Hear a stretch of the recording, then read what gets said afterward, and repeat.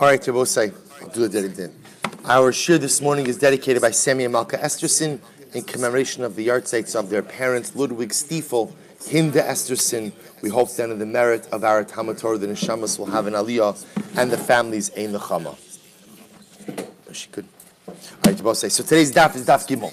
Another incredibly exciting and riveting day in Maseches Chullin.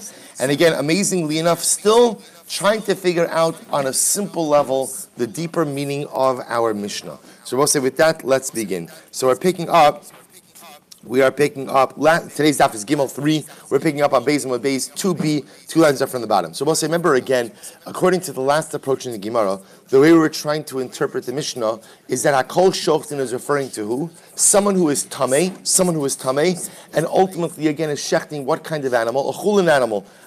So the Mishnah is coming to tell me that a Tameh person can shecht a Chullin animal. Obvious. To which the Gemara explained that what are we talking about? This is talking about a Tameh person who's shechting a Chullin animal for a person who is Ochel Chullin Bitara. Someone ultimately, again, who eats his Chullin in a state of ritual purity. Because the Chatchila, I would have thought that such a person, a Tameh person, cannot go ahead and shecht this animal. Kamash Malan, that he can. What kind of knife is he shechting with, Rabosai?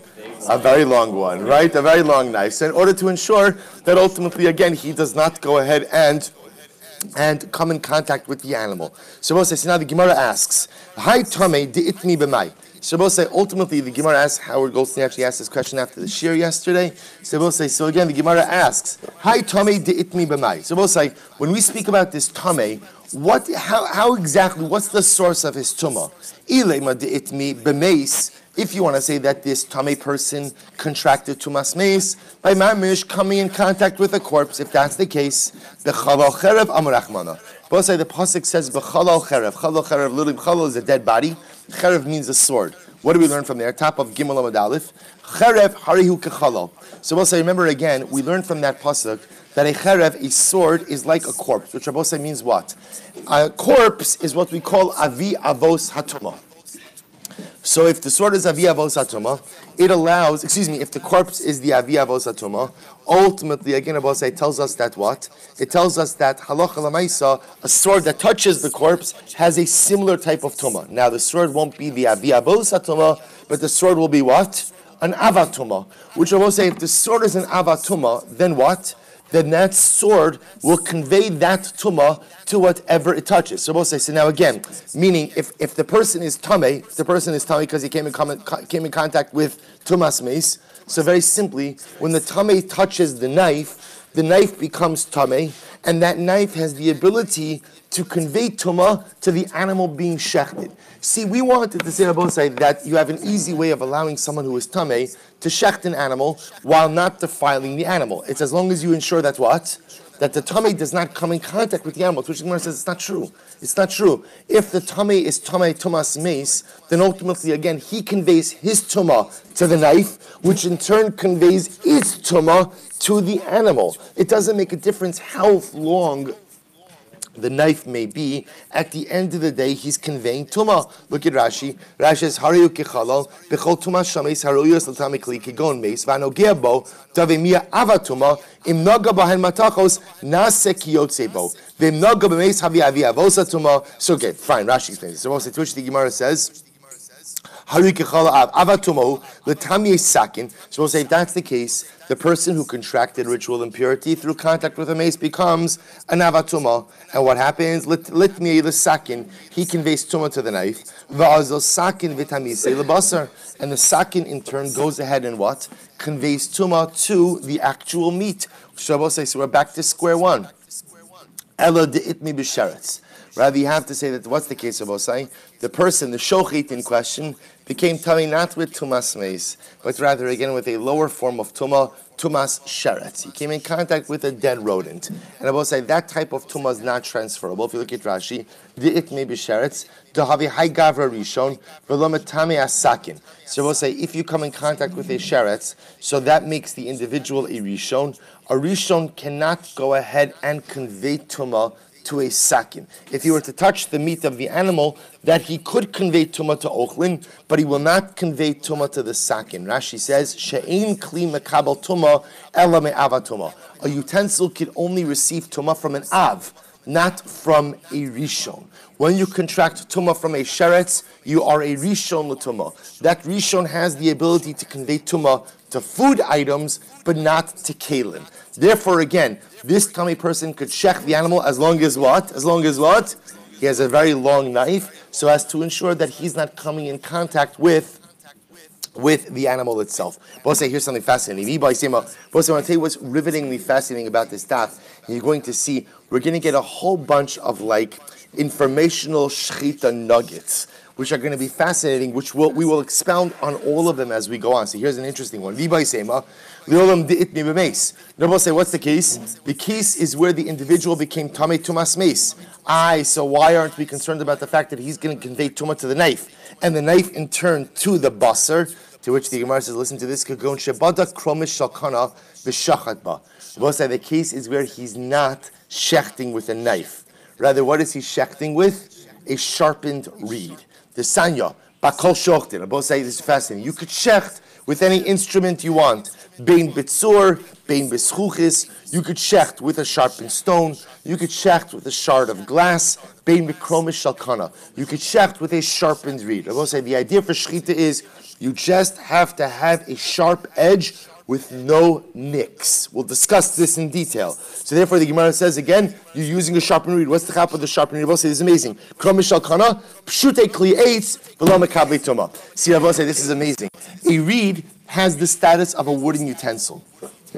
I know essentially I both say anything that's not glass metal has the status of a wooden utensil, and therefore again, because it's a wooden utensil, it is not mekabel tuma. So you could even set it up as a case where the shochet is tamei tumas meis. He's tamei tumas meis, but he doesn't convey the tumah to the kli, and therefore again, which in turn is not, which is of course then not conveyed to the animal. What's the case? Sharpened reed. So I say, so we've defended this interpretation of the Mishnah, and we're dealing either here with the case of a person who became tumas meis, tamei tumas meis, and he's shechting with a reed, in which case again the tumah is not conveyed, or the tamei case is not tamei tumas meis. Rather, what kind of tumah? Tumas sheretz. Tumas sheretz is not conveyed to kalim, only conveyed to ochlin, in which case, again, as long as he's shechting with a very long knife and not coming in contact with the basar itself, we're good to go. Abayi is a different interpretation. Hachi katani. This is what it means. Say this is so interesting. Hakol shochtin. The Mishnah says everyone shechts. So let's remember again. Who's everyone? Kusi. Ba'afilu kusi. Let's remember again, who are the Kusim? Very quickly. Shalmaneser, the king of Ashur, had a brilliant military strategy. When you conquer people, you must uproot the indigenous nation and transplant them out of their indigenous land. Why?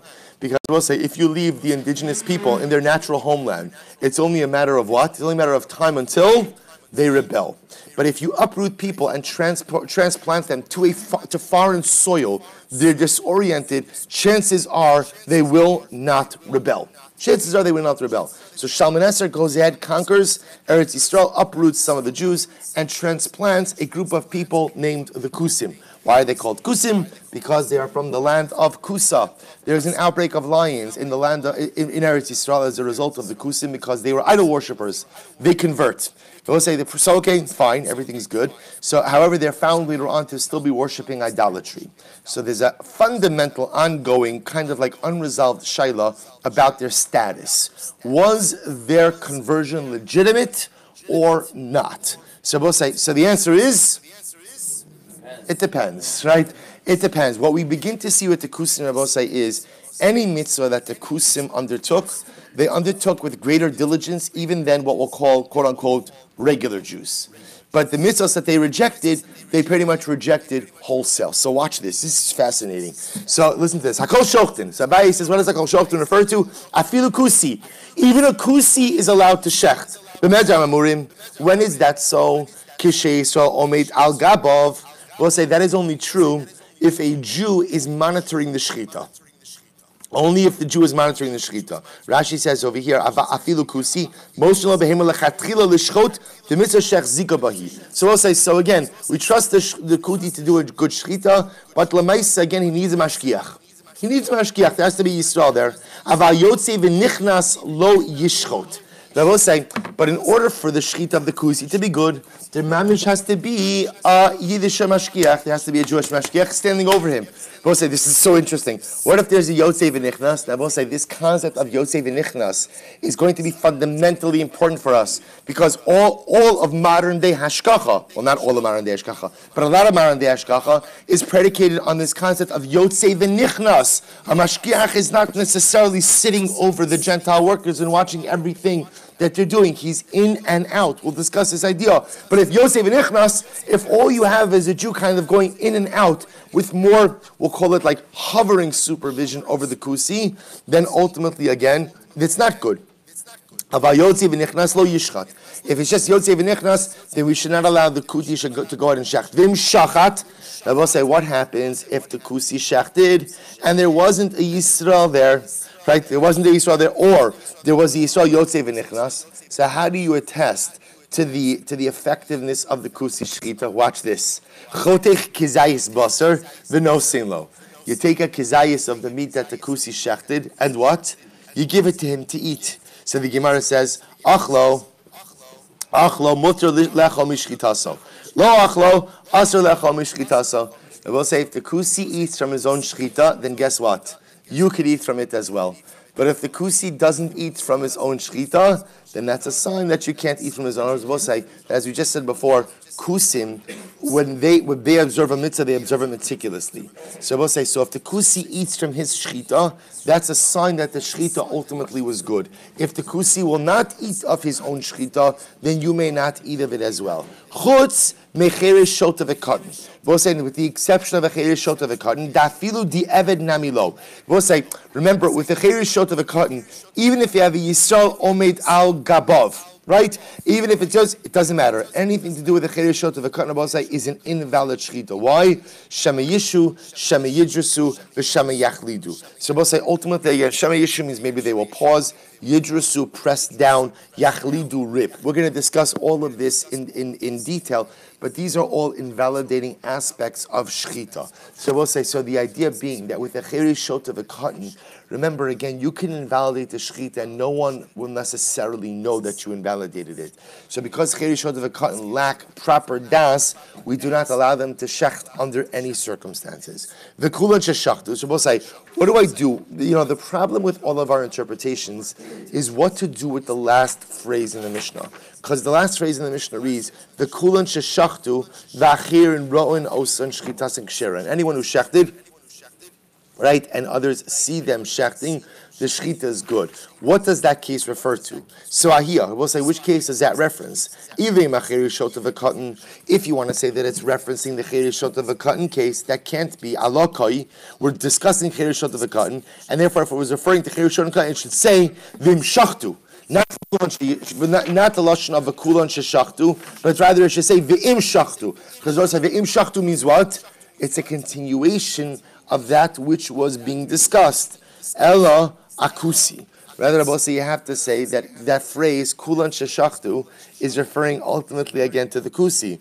To the kusi, we already said that. Ha'amrit ki sheYisrael omed al gabav shachat afilu lechatchila. We said about the kusi that as long as there is a Yisrael mashkiach watching and administering his shechita, ultimately again the shechita is good even lechatchila. To which the Gemara says, kasha. You're right. This last phrase is a kasha on Abaye's interpretation. Good. Weiter, another interpretation. Amar Rava. So we'll say, so actually Rava is really questioning Abaye. The Yotzei v'nichnas lechatchila. So let's remember again, in Abaye's model, he said that a kusi could shech lechatchila. When can a kusi shech lechatchila? As long as what? Yisrael omed al gabav. There is a Yisrael mashkiach actively monitoring and overseeing the shechita. But what happens if there's a Yotzei v'nichnas? What happens if the Yisrael is going in and out? Sabai says lechatchila the kusi should not shecht. Yotzei v'nichnas is not lechatchila enough. So Rava says Yotzei v'nichnas lechatchila. Is that true? Yotzei v'nichnas, having a Jew go in and out is not enough to allow the kusi lechatchila to shecht. V'hatnan, I will say these are fascinating cases. V'hatnan, but we learned hameniach ovid kochavim bechanuso. I will say, let's say I leave an Ovid Kochavim in my store. What kind of store do I have? whatever it is, I sell wine, right? Whether it's a wine store or I just sell many goods, I have wine in my store. And there's a kusi in my store. They're both saying, now that's a big problem. What's the big problem? Because if the kusi touches my wine, right, we've got an issue of stam yenam or yayin esech. So both say, now watch this. I have a store, and I leave a kusi inside my store.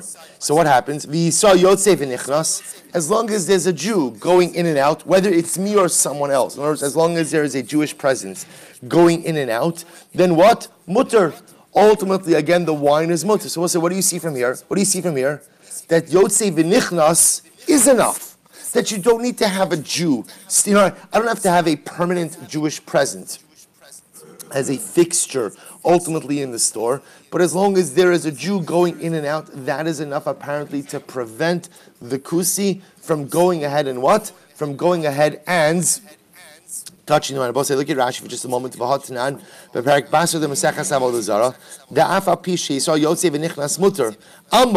we'll say, what's the logic of a yotzei v'nichnas? The logic of a yotzei v'nichnas is Alma mistafi ove kochavim dilma asi Yisrael v'lo naga. Ultimately, again, what we're concerned about, Rabbi is, or I should say, the fact that there is a Jew who is going in and out is enough of a deterrent, ultimately, again, to the kusi, to the Gentile, to go ahead, the akum, from touching the wine. Hachanami mistafi hashta asi v'chazir. So Rabbi, remember again, in this case of the wine store, the akum might be tempted to touch the wine. Why does the akum want to touch the wine? Why does he want to touch the wine? He doesn't like the Jewish proprietor, right? That's why I'd like to touch the wine. He'll say, but ultimately, again, as a result, what happens? Because there's a Yisrael Yotzei v'nichnas, apparently that's enough to prevent the akum from touching the wine. For our purposes here, we see that Yotzei v'nichnas, a Jew going in and out, is enough of a deterrent. Going back to Abayi's interpretation, if that's the case, then even if there's not a Jew actively standing on top of the kusi, but he's yotzei v'nichnas, he's coming in and out, that should be enough of a motivation to get the kusi to what? To do a proper shchita.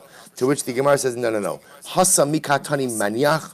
We'll say, by the case of the wine store, does the Mishnah say maniach? Does the Mishnah say the chatchila? You could leave the akum in your store as long as the yotzei v'nichnas? No, what does it say?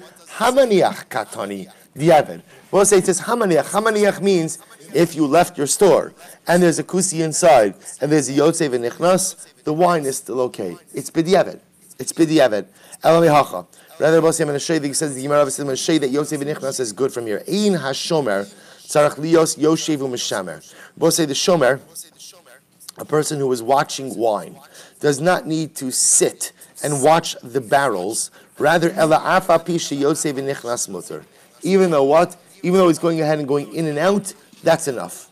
Even though he's going in and out, that's enough. So we'll say, so again, this seems to be pretty obvious that yotzei v'nichnas is enough to ensure the kashrus of the wine. If that's the case, yotzei v'nichnas should be enough in order to ensure the kashrus of the shchita of the kusi. Amarava hachi katani. This is what it means to say. Hakol shochtin v'afilu kusi. So we'll say Rava wants to reinterpret Abaye, and he says like this: the Mishnah says Hakol shochtin. Everybody is permitted to shecht. Who's everybody? Afilu kusi. Even the kusi is permitted to shecht. When is this true? Kishe Yisrael yotzei v'nichnas. I will say, when is this true?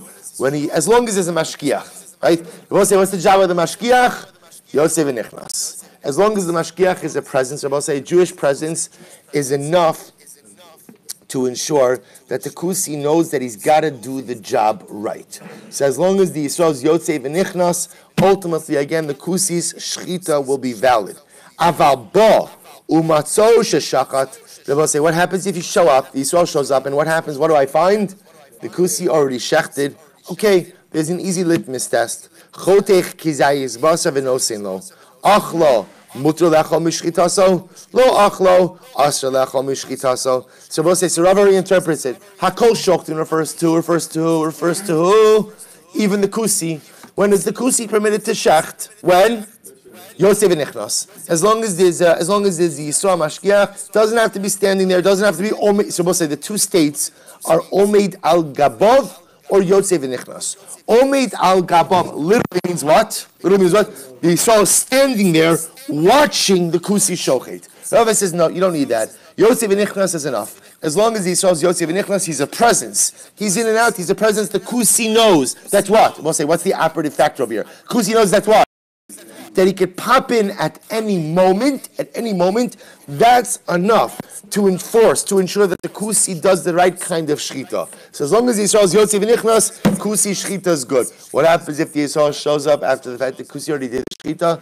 No problem. What do? We say, Kusi, why don't you look famished? Why don't you have something to eat? As long as he eats a kizayis of his own shchita, we're good to go. If he won't eat a kizayis of his own shchita, then we know the shchita is not good. Chutz, mechei rishot v'katan, dafilu di eved nami lo shame yishu, v'shame yidrusu, v'shame yachlidu. But we'll say, mechei rishot v'katan, there are no circumstances under which their shchita is good.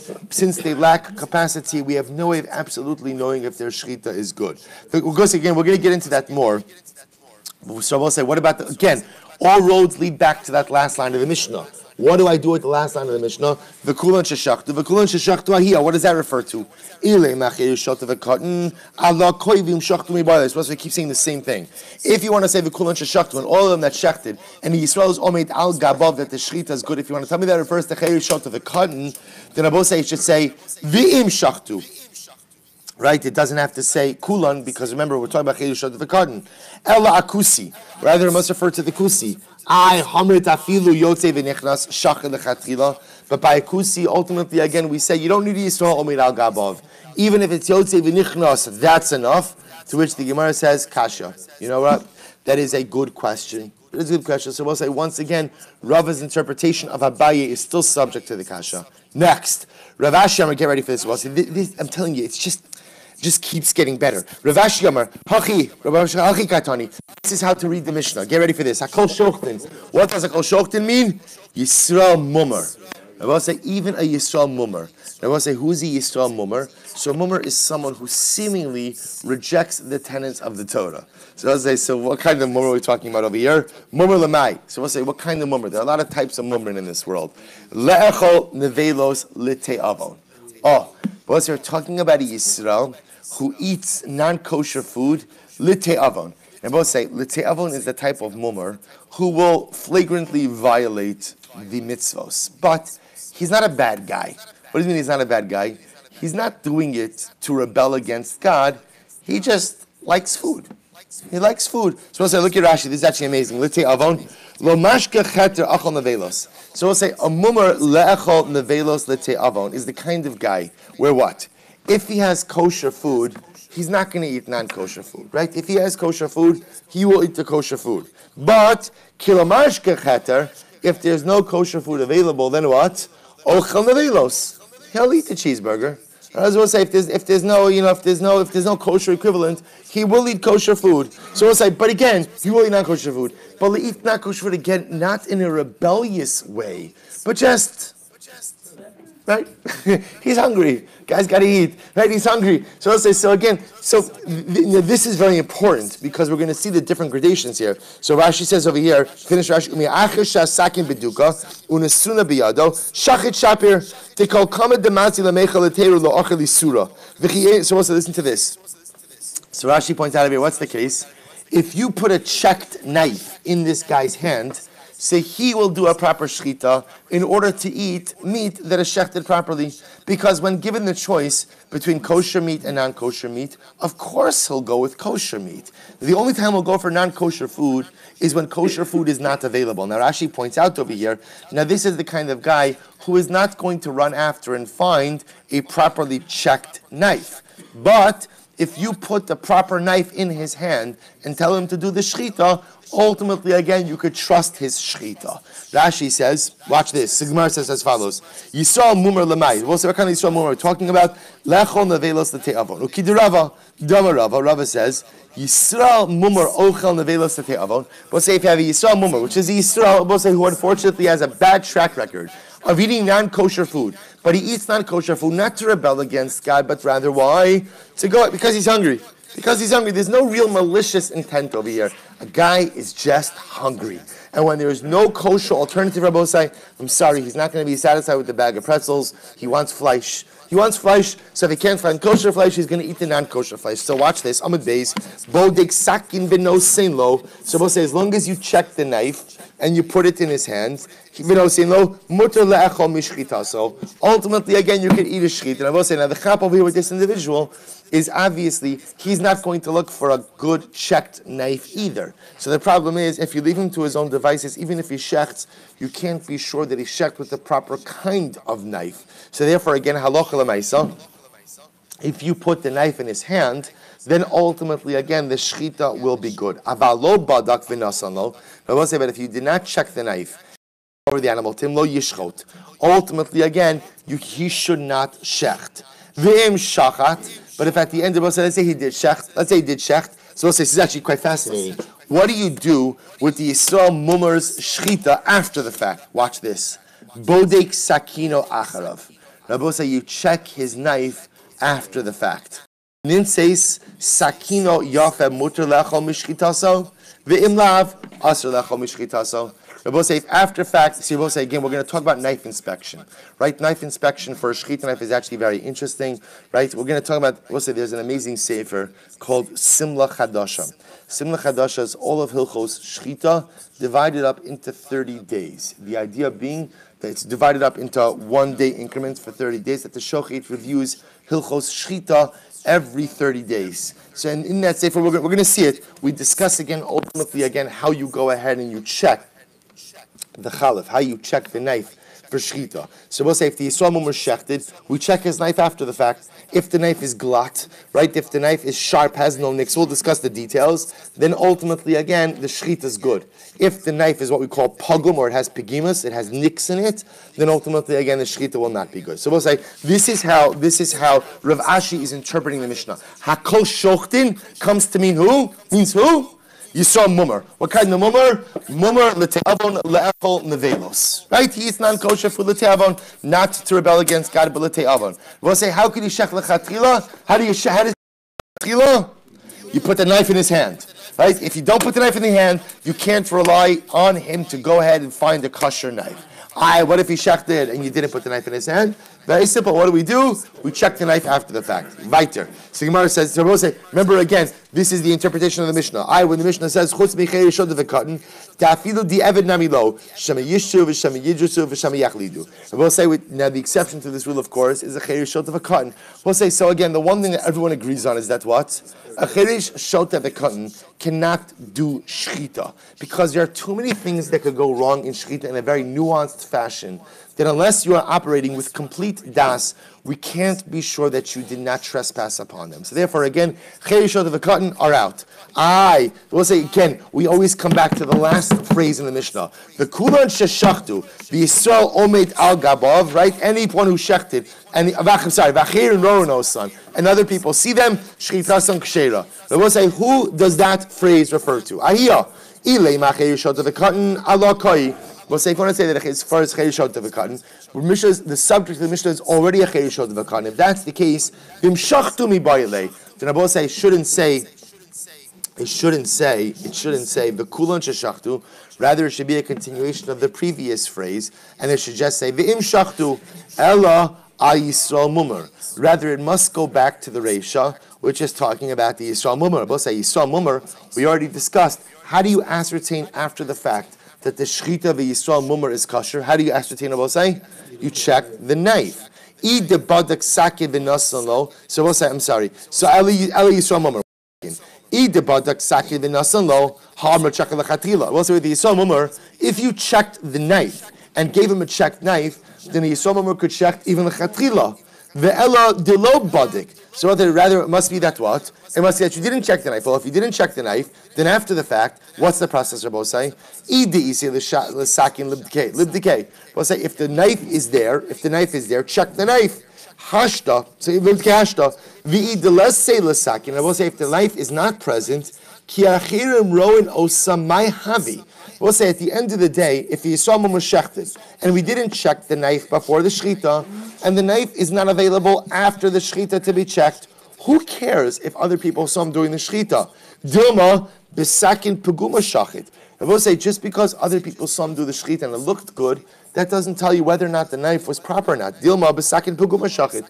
Maybe shechted with a nicked knife. So we'll say, and therefore again, you can't assume that after the fact that the shechita would be good. To which the Gemara says, kasha. You're right. That is a valid kasha on the interpretation of Rav Ashi. So I will say, Rav Ashi's interpretation, it sounds beautiful until you get to the last phrase of the Mishnah. We're not exactly clear how to fit in that last phrase into the Mishnah into his interpretation. Good. Weiter. Ravina Amar. We'll see. Here we go. Ravina says, Haki katani. This is what it means to say. Another interpretation of the Mishnah. This is actually quite fascinating. Hakol shochtin. Everyone is permitted to shecht. We'll say, what does that mean? So Ravina says, I'll tell you what it means. Hakol mumchin shochtin. So we'll say, anyone who is a mumcha is permitted to shecht. We'll say, what's the definition of a mumcha? Rashi says, mumchin yodin hilcho shchita. Anyone who learned hilcho shchita. If you learn Maseches Chullin, then what? You're allowed to shecht. If you know hilcho shchita, you could shecht. Now what's the novelty here? Watch this. Va'afa pi she'ein muchzakin. Rabbi say you are permitted to shecht if you're a mumcha, even though you're not a muchzak. Rabbi say, what is a muchzak? This is amazing. Look at Rashi. Afa pi she'ein muchzakin shelo shachtu lefanenu gimel pamim. So Rabbi say, listen to this. A muchzak is someone who went ahead and shecht it 3 times. Rabbi say, why do you have to be a muchzak if you're already? Normally in halacha, you're qualified to do something. If what? You know the halachas. Yet by shchita, apparently, again, there's another level of certification. What are we concerned about? So listen to this. Liros im yeshvan koach she'ein misalfin b'shchita. We'll say, what are we concerned about? Even if you know the halachas, we're concerned that when you actually check, what's going to happen? You could faint. Right? You will say it's not pashat. If you've ever seen a shchita, again, it's just. Calm down. Right. It could be difficult, right? It could be difficult if you're a little sensitive or you're a little whatever, right? A mifunak, right? So it could be a little bit difficult. So we'll say, so ultimately, again, you'll see Mr. Schoenfeld after this year, right? So, I'm sorry? Baruch Hashem. Right? So we'll say, so again, no, all kidding aside, we're going to discuss, by the way, you should know in general, in the introduction of that Sefer Simla Chadasha, so we learned it when we were learning the Hilchos Shchita in Yeshiva. So I'll tell you, so in the introduction, his whole introduction is dedicated to the idea that Shochit, understand the gravity of your work, you are taking life. So we'll say there's 2, when he says Shema, the idea of taking life in this world, even animal life, is a very dramatic thing. To see something that is alive, and in the next moment is not alive because of something that you did, is an awesome responsibility for the shochet. So also, all kidding aside, Ravina says over here, the issue is that if you're not muchzak, you might know the halachas, we don't know if you actually could carry through on this. Meaning we don't know if you'll actually be an effective, you know the details, we don't know if you can be an effective shochet. So let's listen to this. So Ravina says, here's the novelty in the Mishnah. Hakol mumchin. Anyone who knows the halachas, ultimately again is permitted to shecht. Mumchin, afa pi she'ein muchzakin. Even though you have the Rabbi say not to be a muchzak, you have to shecht 3 times and not faint. That makes you a muchzak. So we'll say, so Ravina says the novelty in the Mishnah is you could shecht if you're a mumcha, even if you're not a muchzak. When is that so? Sheyodin ba sheyodei alam hilchos shchita. So we'll say, when is this so? You only have a license to shecht if we know that you know hilchos shchita. Aval ein yodin bo sheyodei hilchos shchita lo yishchot. But we'll say, if we don't know that you know hilchos shchita, in other words, if we don't know you to be a mumcha, then we don't want you shechting. There are too many things that can go wrong. What happens? Vim shachat. So we'll say, so what happens if someone who we don't know to be a mumcha, someone who we don't know to be certified in the halachos of shchita, what if he's shechted? Both can also. So we'll say this is a little bit easier. What can we do? We give him a faher after the fact. We test him after the fact. Im yodea lo mehilchos shchita, mortalachom shchita. So if he knows hilchos shchita, then what will say? You can eat it with shchita. Ve'im lav asolachom shchita. So, but if he does not know hilchos shchita, then what? Then you cannot eat off his shchita. So we'll say this seems to be a pretty straightforward idea. Fascinating. We'll say, and what's the novelty according to Rabina? The novelty is you could shecht if you're a mumcha, even if what? Even if you're not a muchzak. Even if you're not a muchzak. Chutz mecheir shot of a cotton. So we'll say again, reading in the Mishnah, with the exception of a cheir shot of a cotton, Dafilu di eved namilo. Rabbi will say again, even bidi eved, ultimately again their shechita will not be good after the fact. Why? Shemi yishu, shemi yidrusu, v'shemi yachlidu. Because we'll say again, there are too many things which can go wrong, and therefore halacha l'maisa again we do not let you shecht. The kulon sheshachtu here. So we'll say so again. How do we interpret that last phrase in the Mishnah? What do we do with the last phrase? Right? What is the kulon sheshachtu v'achir and roanosam? Anyone who shechted and others see them, the shechita is going to be good. Who does that refer to? Ilay ma'achir shot of a cotton. So we'll say if you want to say that it refers to a cheri shot of a cotton, that can't be because Allah kai. Because remember again, the subject of the Mishnah is already cheri shot of a cotton. If that's the case, v'im shachtu mi ba'ilei. Then I will say the lashon of the Mishnah should be v'im shachtu, and if they shachted ella ashein mumchin. Rather, I will say what you have to say is that what? It's going back on the first part of the Mishnah, and apparently what it's saying is that if someone who is not a mumcha went ahead and shachted, but other people see him doing the shechita and could attest to the fact that he did a proper shechita, the shechita will be kosher. To which the Gemara says, Ashein mumchin, bebodkin also sagi. I will say, if somebody who's a non-mumcha did shechita, I actually don't need anyone to see him. What do I need to do? I need to test him after the fact. To which the Gemara says, de lesse likamon de live decay. Well, so this is actually quite fascinating. In Ravina's Mal, I'll say, what happened over here? A guy who is not a mumcha went ahead and did shechita. Okay, so what do we do with a non-mumcha who does shechita? What do we normally do with it? I will say, we give him a faher after the fact. We test him on hilchos shechita. Yadeis min aleph. Right? What's the halacha? Right? Who could shet? What's the details of shechita? Okay, and if he passes the test, the shechita is good. And if he fails the test, the shechita is not good. What's the case we're dealing with? Avir Abosai? So the guy, the non-mumcha shechted and left. It's a shecht and run. Right? I will say, so he shechted and he left. He's not here for us to test him. So what do we do with it? What do we do with the animal? To which, according to Ravina, the Mishnah says, if other witness the shechita, and people say, well, the only thing they could possibly attest to is what? The guy clearly looked like he knew what he was doing. Right? Meaning that's all they could attest to. We saw him shecht, he shuckled a lot, he even closed his eyes. I mean, not during the shechita itself. Right? He closed his eyes before the shechita, right? He said the bracha, he went in and did all of this stuff. Right? Did kisya adam if it applied to that type of animal. So we'll say, if people could attest to the fact that it looks like he knew what he was doing, then halacha l'maisa the shechita will be good. Vigidamir, we'll say, there's an alternate version of Ravina. Amar hachi katani. We'll say, so in this version a little bit differently. Ravina says as follows, hachi katani, hakol shochtin, hakol muchzakin shochtin, muchzakin afapi she'inan mumchin. So we'll say, in this version of Ravina, it's the reverse.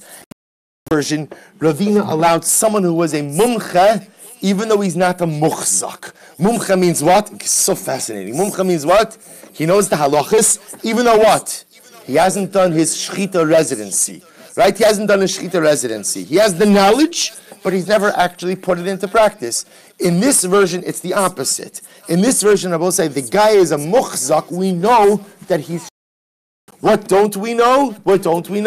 The extent of his knowledge. In other words, we've just never talked to him in learning. We don't know. So we'll say, watch this. So in this version, I will say, so hakol muchzakin shochtin muchzakin ava pi shein mumchin. So we'll say, if someone is a muchzak, lechatchila we allow them to shecht, even though we don't know them to be a mumcha. We don't know them to be versed in the learning. When is that so? We'll say that's when we've witnessed this person do a shechita 2 or 3 times, and we've seen him do it with the right. Never fainted. Aval lo shachat lefanenu beis yom pamim lo yishchot shami yisalif. Rabbi say, but aloch l'maisa, if he never shechted in our presence, then what? We don't allow him the chatchila to shecht because he may faint. V'im shachat. Rabbi say, watch this. What if he shechted already? This guy who is known to be a muchzak, but he's never shechted in front of us. And what happens? He shechted. V'amar barili shalonis alafti. And he says, I'm telling you, I did not black out during the shechita. I didn't black out during any point in the shechita. Then what's the halacha? Shechita so ksheira. So we'll say, then the halacha is, the Mishnah teaches me that after the fact the shechita is kosher. Chutz mecheru shot of a cotton. We'll say with the exception of a cheru shot of a cotton, da afilu di eved namilo. We'll say even b'di eved, ultimately again their shechita will not be kosher. Why? Shema yishu, shema yidrusu, v'shema yachlidu. Good. So we'll say again, we run into the same problem over and over. What do you do with that last phrase in the Mishnah of kulan sheshachted? We'll say, who does that refer to? So ahiyah, Ile ma cherishot of a cotton alakai. So say if you want to say that it's referring to a cherishot of a cotton, the problem is the Mishnah is already talking about the cherishot of a cotton, and therefore again, v'im shachtu mi baile. It shouldn't say v'kulun sheshachtu. Rather, what should it say? V'im shachtu. Ella ashein muchzakin. Rather, you have to say that what? It's referring ultimately again to the person who is not muchzak. So we'll say, so what the end of the Mishnah is saying is, the person who is not muchzak, if again he did shchita, and other people saw him do the shchita, and they say, yeah, looks like he did a good job, that halacha l'maisa the shchita will be kosher b'diavad. V'ha'amrit b'barili sagi. But I will say, one second, if someone is a muchzak and not a mumche, then what, Rabbi say? Then halacha l'maisa, we just said that what? That it's enough for him to testify in his own behalf, that I did not black out. What's the case? The leise lekamon de l'shayle. Rabbi say, he is not present before us to allow us to ultimately ask him what happened. So we'll say, so therefore again, these two dramatic alternate interpretations of Ravina. So according to Ravina, we'll say one of two possibilities. Either the Mishnah is coming to permit the shchita of someone who is a mumche, but not a muchzak, which means that what? He knows halacha l'maisa, again, the halachas. But what? He's never shechted, no experience. Knows the halachas ultimately again, but doesn't have any experience. L'chatchila, he can go ahead and shecht, as long as what? We first test him. B'diavad, if he shechted first and we didn't get a chance to test him, what do you do? You test him after the fact, right? If he passes, great. If he doesn't pass, the shechita is invalid. But I will say, what happens if let's say again, he's not here, he left town, then what do? If other people saw the shechita will be good. Second version of Ravina, I will say, he's a muchzuk, but he's not a mumche. He's a muchzak, which means what? That halacha l'maisa again, he has the experience, and halacha l'maisa, but we just don't know if he knows the halachas or not. So what do? Ideally, l'chatchila, you go ahead and you test him before he shechts. But again, l'chatchila, he could shecht as long as he shechted in front of us 2 or 3 times, because we're confident that he's not going to faint. What happens if we never saw him shecht 2 or 3 times in front of us? Then I will say, so if he says borili, if he says again, I know that I did not black out during shchita, we trust him. What happens if he's not here after the fact for us to ask him a question? Then what Rabbi say? We rely on what? If other people saw him do the shchita, Rabbi say, you see the incredible Mosar. Who's the person in life who really has complete ne'amanos? Only a person who has the knowledge and the life experience. I will say, to really be a ne'eman in life, you have to be a mumcha and a muchzak. If you're not a mumcha and a muchzak, so you don't have full credibility. Only once you have the knowledge, you're a mumcha and you're a muchzak, you have the life experience, then we have confidence that we know what you're doing and we know what you're talking about. So let's go a little bit back. I'll have to record the parsha here a little bit later. So we'll say, so the pasuk says, not the pasuk, I'm sorry. So the Mishnah says, we just have to stop this. So we'll say, now, just so you understand, we effectively have 5 different interpretations of the Mishnah. It's very exciting, right? We have all the different interpretations. I will say, it's amazing how, we are such seekers of truth that we just want to know, what does it mean when it says Hakol Shoch Shchitas and Kshera? I just want to know what it really means. So we'll say, now we've spent 2 blots trying to understand just that opening phrase of our Mishnah. So the Gemara just says quickly, Ravina v'Rabba bar Ula ka'abaye v'Rav Ashila Amri. So we'll say, Ravina, Rabba bar Ula will not hold like Abaye and Rav and Ravashi. Why? Mishum dekashilahu v'chulan. Because Rabbi say they don't like how the other interpretations interpret the last phrase of the Mishnah, v'kulan sheshachtu. Kula kirabba bar ula lo amri. So we'll say all of them ultimately again. The other opinions will not say like Rabba bar ula. Why? Lahach lishna da amrit hacha ikar. So we'll say, because remember again, according to the approach that said that here our Mishnah in Chullin was the ikar source to teach that a tamei person could shecht Chullin betara. Adarabba, they disagree with that and they will say hasam ikar de bekachim koi. They will say the Mishnah in Zvachim is primary because the Mishnah in Zvachim is what's teaching ultimately the halachas of kachim. Lahach lishna da amrit hasam ikar. V'hacha aidi the Tana time b'chulin time nami b'kachim. So what's according to the approach that said that it is there in Zvachim, that's the ikar source that someone who is tamei could shecht chulin shenishchetu b'tara. They'll say as follows: V'hacha aidi the Tana tami b'chulin. Since the Tana here taught about tami b'chulin, Tana nami hachi b'mukdashin. Tami b'chulin b'gufelo it's trichale. Ultimately, again, they will say that the case of chulin that a Tameh and his ability to shech the Chullin is not really needed. Why? Because Chullin shenasu ataras kodesh lafki kodesh tamei, because they all subscribe to the view Rabbi said that Chullin, that ultimately again were shechted b'taras kodesh, do not have the status of kodesh. Kulu kiravina lo amri. So we'll say all of them do not hold like Ravina. Why? Lahachlishna da amr mumchin in shein mumchin lo rov mitzuyin eitzel shchita mumchin hein, because they will hold Rabbi say that the majority of people who engage in shchita are automatically assumed to be mumchin. Lahachlishna dar muchsakin in she'in muchsakin lo la'alufei lo chashinan. And Rabbi say, according to the opinion who says that only muchsakin can do shchita, people are not muchsak can't do shchita, they will hold that halacha l'maisa. Again, we are not choshesh that people faint. All right, Rabbi say we'll have to stop over here. So again, I know I'm moving. All the Gemara is now doing, Rabbi say, is once we've kind of set the table with all the various opinions, we're showing why one opinion ultimately again does not hold of the other. I will say I'll record the parsha shir in Miyat Hashem after davening. We'll put it up online.